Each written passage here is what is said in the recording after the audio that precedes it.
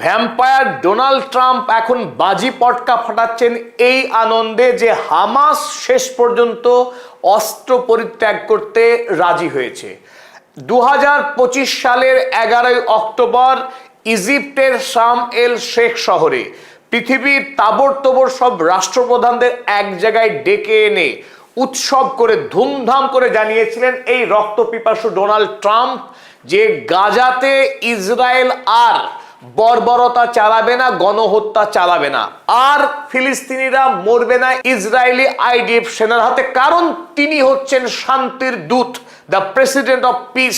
তার সেই ঘোষিত বোর্ড অফ পিসের 20 দফা ট্রাম্প শান্তি প্রস্তাব মেনেই ফিলিস্তিনের মাটিতে শান্তি প্রতিষ্ঠা করলেন এই মানবতার ইতিহাসের জঘন্যতম রক্তপিপাসু ডোনাল্ড ট্রাম্প।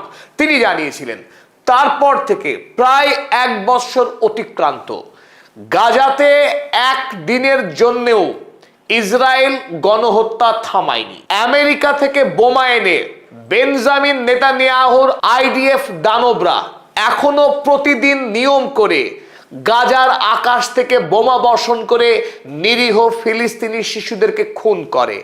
আর শান্তি প্রতিষ্ঠাকামী এই ভ্যাম্পায়ার ডোনাল্ড ট্রাম্প তিনি এবার পরিশেষে গতকাল 30শে জুলাই মহা আনন্দের সাথে তিনি ঘোষণা করলেন তার প্রস্তাব মেনেই এবার হামাস, যে হিংস্র জঙ্গি সংগঠন, তার ভাষায় যে জঙ্গি সংগঠন নাকি গোটা মধ্যপ্রাচ্যে অশান্তির মূল কারণ, ইসরায়েল রাষ্ট্রের অস্তিত্বের জন্য সবচাইতে বড় যেটা থ্রেট, সেই হামাস এবার অস্ত্র পরিত্যাগ করছে। অতএব ইসরায়েল এখন থেকে শান্তিতে ঘুম দিতে পারে, ইসরায়েল নিরাপত্তাকে ডিজার্ভ করে। তিনি দাবি করছেন ইসরায়েল সুরক্ষা ভোগ করার অধিকারী, Israel has right to security. তাই এবার তিনি গর্বে গদগদ হয়ে বলছেন সেই শুভ দিন পৃথিবীতে এসেছে, এক ঐতিহাসিক বিজয়ের মুহূর্ত। হামাস অর্থাৎ যে সংগঠন গাজার মানুষদের স্বাধীনতার দাবিতে এতদিন লড়াই করবার যে চেষ্টা করত, গাজা ভূমিকে বাঁচিয়ে রাখার জন্য মরণপণ লড়াই যে ক্ষুদ্র গোষ্ঠী এতদিন চালিয়ে আসছিলেন প্রয়াস, সেই গোষ্ঠীকেও শেষ করবার চেষ্টা করছেন ডোনাল্ড ট্রাম্প এবার আইন করে। তার তৈরি সেই বোর্ড অফ পিস এবার মাঠে নেমেছে। ধরে ধরে হামাসের ফাইটারদের কাছ থেকে এই সমস্ত অস্ত্রগুলোকে এবার জমা করানো হবে প্রস্তাবিত এনক্যাগের অফিসে। এখন থেকে হামাস আর কোনো মিলিশিয়া গ্রুপ নয়, কোনো যোদ্ধা বা ফাইটার গ্রুপ থাকবে না, তাদের অস্তিত্ব থাকবে কেবল রাজনৈতিক ক্ষেত্রে। আগামী দিনে যে ভোট হতে চলেছে গাজা, ওয়েস্ট ব্যাংক এবং জেরুজালেমে, অর্থাৎ যে ফিলিস্তিন রাষ্ট্রের টুকরো হয়ে যাওয়া কয়েকটি অংশ এখনো যেটুকু টিম করে জ্বলছে, সেই অংশগুলোতে আবার ভোট হতে চলেছে। সেই ভোটে চাইলে এই হামাস তারা অংশগ্রহণ করতে পারে as a political party, but Hamas as a militia, সেই মিলিশিয়ার অস্তিত্ব আর থাকছে না। ডোনাল্ড ট্রাম্পের বোর্ড অফ পিস মহা সাফল্য পেয়েছে, তারা সাফল্যের সঙ্গে হামাসকে শেষ করতে পেরেছে। তাই আজ খুশির দিন ডোনাল্ড ট্রাম্পের। কিন্তু প্রশ্ন, এই খুশির হাওয়া কি আদৌ গাজায় বসবাসকারী যে 17 লক্ষ ফিলিস্তিনি তাদের কাছে পৌঁছবে? ফিলিস্তিনিবাসীরা কি খুশি হবে যদি হামাস অস্ত্র ত্যাগ করে? ফিলিস্তিনি যারা প্রতিদিন খুন হচ্ছেন তাদের এই খুন কি বন্ধ হবে? যে বর্বর আইডিএফ সেনা সামান্য পানীয় জল, দুবেলা দুমুঠো খাবার, পরনের কাপড়, হাসপাতালের ঔষধ, এই প্রাণদায়ী সামগ্রীকে যারা গাজা ভূমিতে প্রবেশ করতে দেয় না, গাজা ভূমির জমিকে প্রতিদিন একটু একটু করে দখল করছে যে দখলদার আইডিএফ সেনারা, তাদের এই আগ্রাসন থেকে ফিলিস্তিনিরা কি রক্ষা পাবে? প্রশ্ন এইখানে। চলুন আমরা গতকালকের হেডলাইন দেখে নিই। দ্য নিউ রিজিয়ন কাগজের হেডলাইন দেখে আমরা আগে। Hamas agrees to disarm. Hamas সম্মত হয়েছে তারা অস্ত্র পরিত্যাগ করবে, অর্থাৎ আগামী দিনে আর ইসরায়েলের বিরুদ্ধে তারা লড়াই করবে না। Israel two withdraw from Gaza. পাশাপাশি ইসরায়েল জবরদখল করে গাজার যে জমি ইতিমধ্যেই তারা কবজা করে নিয়েছে, সেই সমস্ত এলাকা থেকে তারাও তাদের সেনা প্রত্যাহার করবে বলে জানিয়েছে। কিন্তু এই ইতিহাস গোটা পৃথিবীর মানুষের কাছে জানা। লেবাননে গত 3 মাসে 6 বার চুক্তি করেছে ইসরায়েল। চুক্তি করার 1 মিনিট থেকে 2 মিনিট তার মধ্যে আবার নতুন করে বোমাবর্ষণ শুরু করে এই ইসরায়েল রাষ্ট্র।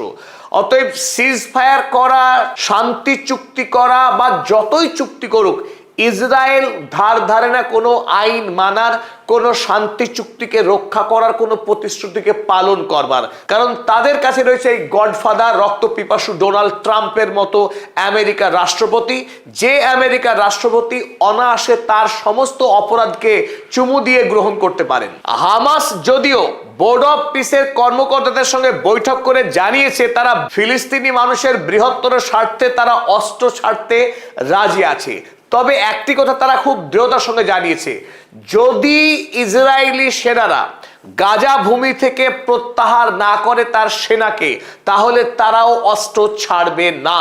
তাই একটি বিষয় এখনো কিন্তু কিছুটা হলেও ঝুলে রয়েছে যে হামাস এই বিষয়ে তারা নিশ্চিত হতে চাইছে যে ইসরায়েল সত্যি সত্যি তারা কথা রাখবে।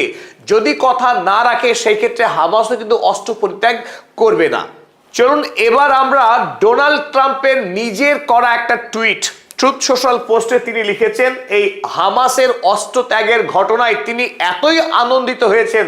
দেখেছেন কত বড় একটা টুইট করেছেন তিনি, বসে বসে এত বড় টুইট করেছেন আর নিজেকে তিনি একজন বিশাল বড় মসিয়া হিসেবে তুলে ধরেছেন। পৃথিবীতে অসম্ভব কাজ তিনি সম্ভব করেছেন। আপনাদের দেখায় এই যে ছবি আপনারা দেখছেন, যে ভূখণ্ড, এটি হলো গাজা ভূমি। এই গাজা ভূমির বর্তমানে বিস্তীর্ণ অংশ ইসরায়েলি সেনারা দখল করে নিয়েছে। এই গাজা ভূখণ্ডের ইয়েলো লাইন দেখছেন আপনারা, এই ইয়েলো লাইন বরাবর এই যে অংশটুকু, এই অংশটুকু এখন দখলে রয়েছে মোটামুটি ভাবে ফিলিস্তিনিদের, আর বাকি অংশ গাজার এই বাকি অংশ পুরোটা এখন দখলে রয়েছে ইসরায়েলি সেনাদের হাতে। যদিও এই ইয়েলো লাইন ক্রস করে বেশ খানিকটা অঞ্চল বর্তমানে দখল করতে শুরু করেছে ইসরায়েলি সেনারা বলে চারিদিক থেকে খবর আসছে, তবে এই গোটা অঞ্চলের ওপরেই ইসরায়েলি সেনারা আকাশ থেকে বোমা বর্ষণ করে এবং নির্বিচারে সাধারণ মানুষকে খুন করে। গাজা সিটিটা ঠিক এইখানে ছিল। এই গাজা সিটি ছিল একটি সমৃদ্ধ শহর, এখানে ছিল অসংখ্য বিশ্ববিদ্যালয়, হাসপাতাল, মসজিদ, একটি অপূর্ব সুন্দর শহর ছিল 2023 সালে। আর সেই শহর এখন পুরোপুরি ভস্মীভূত হয়েছে। এখন সব কিছু হারিয়ে 17 লক্ষ মানুষ এই খান ইউনিস এলাকায় কেবল টেন্ট বেঁধে অবস্থান করছে, না এই টেন্টের উপরে এখন ধারাবাহিক বোমা বর্ষণ করছে ইসরায়েলি সেনারা। ফলে প্রতিদিন নতুন নতুন করে সাধারণ মানুষের মৃত্যুর ঘটনা ঘটছে। এখন এই চুক্তির প্রস্তাব অনুযায়ী হামাস অস্ত্র পরিত্যাগ করবে এবং তাহলে এই ইসরায়েলি সেনারা যারা এই হলুদ লাইন পর্যন্ত এখন বর্তমানে অবস্থান করছে, তারাও সরে আসবে এই রেড লাইনের এপারে। অর্থাৎ এই রেড লাইন পর্যন্ত ছেড়ে দিতে হবে গাজার সাধারণ মানুষকে, আর একটু এরিয়া বাড়বে সেই ক্ষেত্রে গাজাবাসীদের। অর্থাৎ ধাপে ধাপে যেটা প্রস্তাব যে ইসরায়েলি সেনারা সরে আসবে, পুরো গাজা ভূমিকে মুক্ত করা হবে ফিলিস্তিনিদের জন্য এবং ইসরায়েলিরা এটাকে ছেড়ে দেবে। আর এখানে নতুন করে কি হবে, আন্তর্জাতিক শান্তিরক্ষা বাহিনী তারা এই এলাকার দখল নেবে। তবে এর বিভিন্ন জায়গায় ইসরায়েলি পুলিশি ব্যারাক কিন্তু থাকবে, পুলিশি থানা থাকবে, তারা সরবে না, একথা আগেই জানিয়েছে। এবং ডোনাল্ড ট্রাম্পের যেটা স্বপ্ন, যেহেতু এই গাজা ভূখণ্ড ভূমধ্য সাগরের তীরে অবস্থিত, এখানে বেশ কিছু বিলাসবহুল আবাসন তৈরি করা হবে, যে আবাসনের মালিক হবে খোদ ডোনাল্ড ট্রাম্পের জামাই জারেড কুশনার এবং তার মেয়ে ইভাঙ্কা ট্রাম্প। তারা এখানে রিয়েল এস্টেটের ব্যবসা ফাঁদবে বলে তার আসল স্বপ্ন ডোনাল্ড ট্রাম্পের। আর এই কারণেই ডোনাল্ড ট্রাম্পের সত্যিকারের ফিলিস্তিনি সমস্যা সমাধানের বিন্দুমাত্র লক্ষ্য নেই, তার লক্ষ্য এই জমিকে দখল করা। যার কারণে আপনারা দেখতে পাচ্ছেন গত 1 বছরে 25 সালের অক্টোবর মাসের 11 তারিখে সেই শান্তি চুক্তি বা যুদ্ধবিরতি চুক্তি হবার পরেও প্রতিদিন নিরন্তর খুন করছে। ইতিমধ্যেই সরকারি হিসেব মতেই 1203 জন ফিলিস্তিনি মানুষ খুন হয়েছে ইসরায়েলি আক্রমণে। তবে এই সংখ্যা আরো 3 গুণ হবে, কারণ ইতিমধ্যে আমরা দেখেছি আল জাজিরাতে গাজাতে মোট মৃতের সংখ্যা 74,000ও ছাড়িয়ে গিয়েছে, অথচ গত বছর যখন এই চুক্তি হয় তখন সংখ্যাটা ছিল 70,000 মতো। 4,000 মানুষের মৃত্যু হয়েছে ইতিমধ্যেই, আহত হয়েছে 4,000 মতো, এবং আকাশ থেকে 1109 বারেরও অধিক বোমা বর্ষণ করেছে ইসরায়েল, অথচ আমেরিকা নির্বিকার। এতগুলো খুন, এতগুলো আঘাত হবার পরেও ডোনাল্ড ট্রাম্প কিন্তু একটিবারের জন্যেও ইসরায়েলকে সামান্যতম ধমক পর্যন্ত দেয়নি যে শান্তি চুক্তি সম্পাদনের পর এভাবে ফিলিস্তিনিদেরকে খুন করা যায় না। সিজফায়ার ভায়োলেশন কতবার হয়েছে? 3795 বার যুদ্ধবিরতিকে লঙ্ঘন করেছে ইসরায়েল।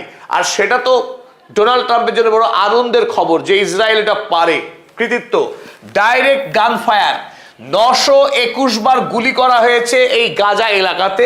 273টিরও অধিক বাড়িকে, যে কয়েকটা বাড়ির অংশাবশেষ বাকি ছিল বোমে ধ্বংস হতে, সেগুলোকেও গুড়িয়ে দিয়েছে ইসরায়েলি সেনারা।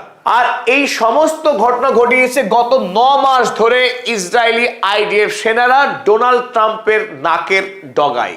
আর সেই ডোনাল্ড ট্রাম্প আজ বলছে ঐতিহাসিক বিজয় হয়েছে, ঐতিহাসিক মাইল ফলক ছুঁয়েছেন তিনি।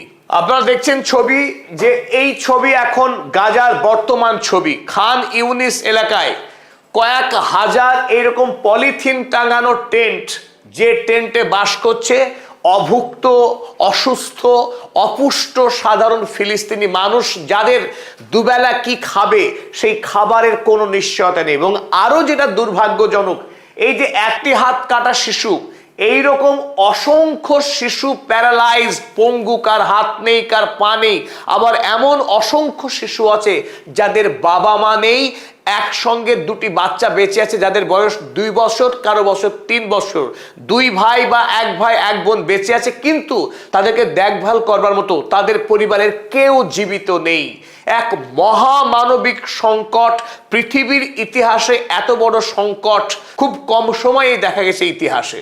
গাজার মতোই একই অবস্থা এখন ঘটছে ওয়েস্ট ব্যাংকেও। যে ওয়েস্ট ব্যাংক অন্তত 3 বছর আগেও কিছুটা সুরক্ষিত ছিল, সেই রামাল্লাহ এলাকাতেও নতুন করে ইসরায়েলি সেনারা দখল করতে শুরু করেছে, আর নতুন নতুন ক্যাম্প সেখানে নির্মাণ করছে, এবং ফিলিস্তিনিদেরকে বাড়ি থেকে তাড়িয়ে সেই বাড়িগুলোকেই তৈরি করছে পুলিশি ব্যারাক।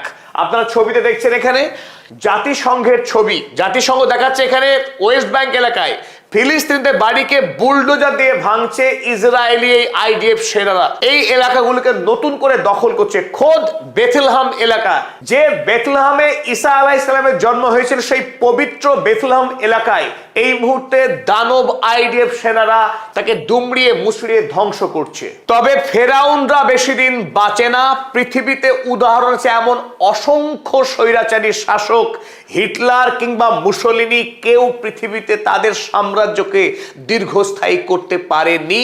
তাই ইসরায়েলি এই ফেরাউনরা একটা সময়ে ধ্বংস হবেই, এবং সেই দিন খুব বেশি দূরে নেই। বর্তমানে এই দুঃখের মধ্যে শান্তির খবর এতটুকুই যে স্পেনের প্রধানমন্ত্রী পেড্রো সানচেজ, তিনি গাজা ভূমিতে 11 বছর বয়সী একটি মেয়ের হাতে আঁকা ছবি তার নিজের অফিসে তিনি রেখেছেন, এবং তিনি বার্তা দিয়েছেন যে আমি এই ছবি রেখেছি আমার অফিসে একটি কারণে, কারণ গাজা ভূমির মানুষের যে কষ্ট, সেই কষ্টকে আমি ভুলতে চাই না। I keep Gaza children's drawing in my office so I never forget their pain. তিনি নিজের অফিসে এই গাজার বাচ্চাদের আঁকা ছবি তিনি টাঙিয়ে রেখেছেন, এবং গোটা স্পেনের সরকারি অফিসগুলোতে তিনি এই একই কাজ করতে নির্দেশ দিয়েছেন। মানবিক মূল্যবোধের দিক থেকে পেড্রো সানচেজ এক অনন্য সিদ্ধান্ত নিয়েছেন। ওদিকে নিউ ইয়র্ক শহরের মেয়র জোরান মামদানি, তিনি নাকবা দিবস পালন করলেন নিউ ইয়র্ক শহরে প্রথমবারের মতো ইসরায়েল ডে পালন না করে, এবং তিনি দেখিয়েছেন গোটা নিউ ইয়র্ক শহরে তিনি ফিলিস্তিনি জনতার হয়ে যে শক্তিশালী আন্দোলন গড়ে তুলেছেন, সেই আন্দোলনে বর্তমানে হাজার হাজার ইহুদি মানুষও তারা যোগদান করেছেন এবং গোটা আমেরিকাতে এই মুহূর্তে একটি বড় অংশের মানুষ ফিলিস্তিনি মানুষের মুক্তির জন্য তারা পথে নামছেন, ফ্রি ফ্রি প্যালেস্টাইন এই দাবি তুলছেন।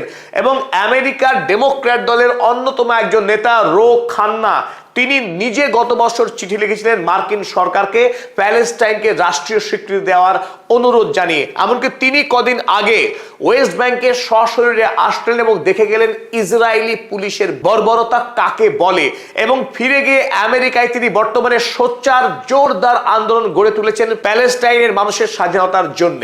এছাড়া অসংখ্য সংগঠন, যেমন লন্ডনে বর্তমানে প্যালেস্টিনিয়ান অ্যাকশন গ্রুপ কাজ করছে, অ্যামনেস্টি ইন্টারন্যাশনাল তারাও কাজ করছে ফিলিস্তিনি মানুষের অধিকারের দাবিতে কাজ করছে জিউইশ ভয়েস ফর পিস। তাৎপর্যপূর্ণভাবে যারা আলট্রা অর্থোডক্স ইহুদি, তারাও মনে করে প্যালেস্টাইনই একমাত্র দেশ, ইসরায়েল বলে কোনো দেশ থাকতে পারে না মধ্যপ্রাচ্যে। তারা আন্দোলন করছে ফিলিস্তিনি জনতার মধ্যে। ঠিক এইরকম আরো কয়েকশো মানবিক সংগঠন গোটা ইউরোপ, আমেরিকা, কানাডা জুড়ে তারা আন্দোলন চালাচ্ছে ফিলিস্তিনি মানুষের মুক্তির জন্য। যদিও সেই দিন খুব কাছে নেই, তবে নিশ্চয় একদিন না একদিন ফিলিস্তিনি মানুষ স্বাধীন হবে, শান্তি ফিরে আসবে মধ্যপ্রাচ্যে।